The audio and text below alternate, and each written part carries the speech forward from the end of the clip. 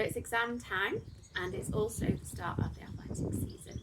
So understandably, a lot of you will be starting to feel the pressure now.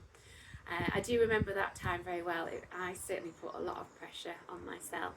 In fact, I was remembering a couple of occasions at the dinner table where all of a sudden I just burst into tears, and my mum was a bit sort of bemused, like, "Oh, are you okay? What's happened?"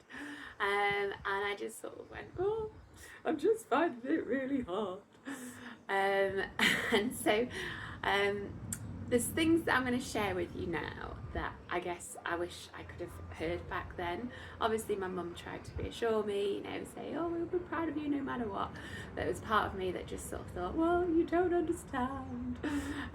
So like I say, there's 3 antidotes to pressure now that I'm going to share with you that I really hope will just help you to be kinder to yourself and to really get the best out of yourself, but without the mental turmoil.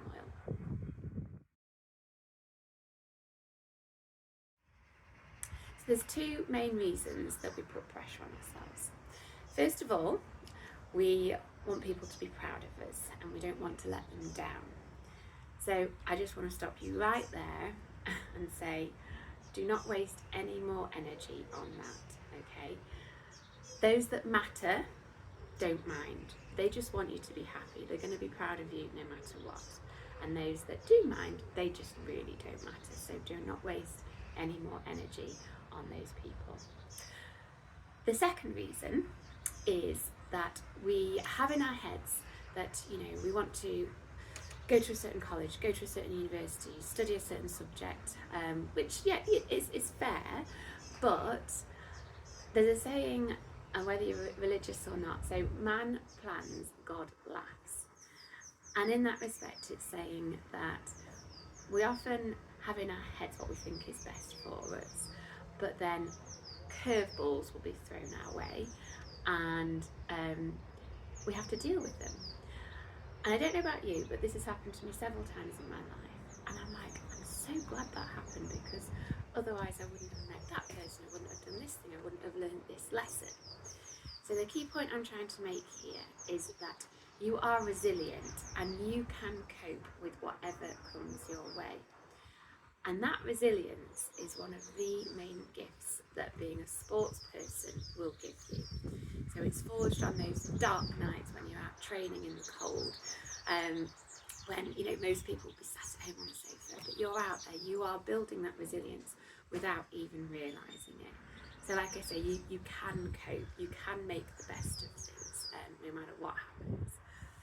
And just to sort of further hammer that point home about not really needing to get like certain results, because as I say, you can cope with whatever comes your way, but what has been shown to be a bigger determinant of success in your professional life is not IQ, so it's not the grades that you get, but it's EQ, which is your emotional intelligence. So essentially just being a kind and nice person, which is what leads me to my next point about also being kind to yourself. So the second antidote to pressure is to show yourself grace, i.e. to be kinder to yourself.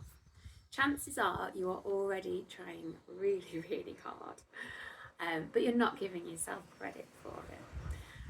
The mental toll that studying for exams takes on you, it's huge, and it does really impact your performances.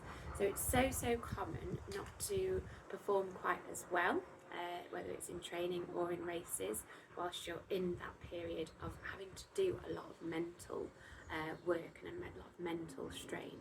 I had a coach once that actually used to say that the mental strain would have a larger impact on your performance than any like physical strain or physical tiredness. So do just recognise that even though it is just mental, it will impinge. So things will also get better once you're out of that period of pressure. But in the meantime, you're not going to get anywhere just by putting or being hard on yourself because you're not performing as well as what you'd like. So it's often really useful just to imagine that you are talking in a caring way to like a younger sibling or advice, what would you say to them in that respect? You would show them grace, wouldn't you? So just turn that back onto yourself as well. I clearly remember the breakthrough year that I had in athletics and kind of reaching this point where I was finally running the times that I always knew that I could, you know, my training was always pointing that way. And just reflecting on essentially the mental turmoil that I'd gone through to reach that point.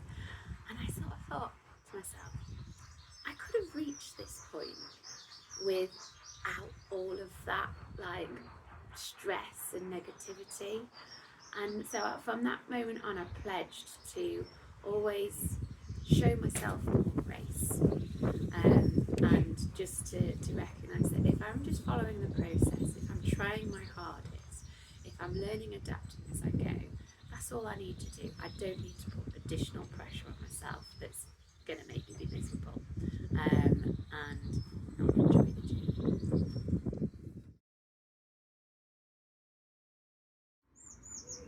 So the third and possibly the most powerful antidote to pressure is gratitude. And actually the root meaning of the word grace is gratitude.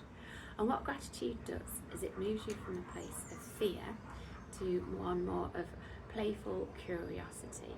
And what the research now shows is that in order to reach flow state when we are performing optimally, calmness and curiosity and acceptance are the key features of what allow you to reach there.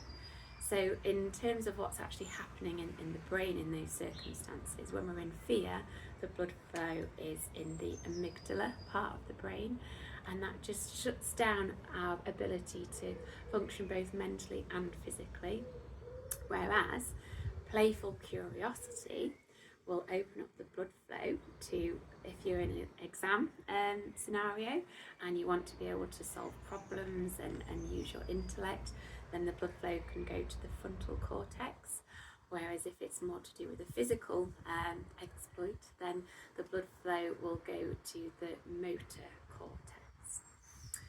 So that's what's happening, I guess, brain-wise. But above and beyond that, recognising that it is such a privilege to be able to run around a track. There are certain countries that are war-torn where it's literally farcical to think that we're getting het up about running as fast as we can. Similarly, there's countries where education just isn't available, particularly for females.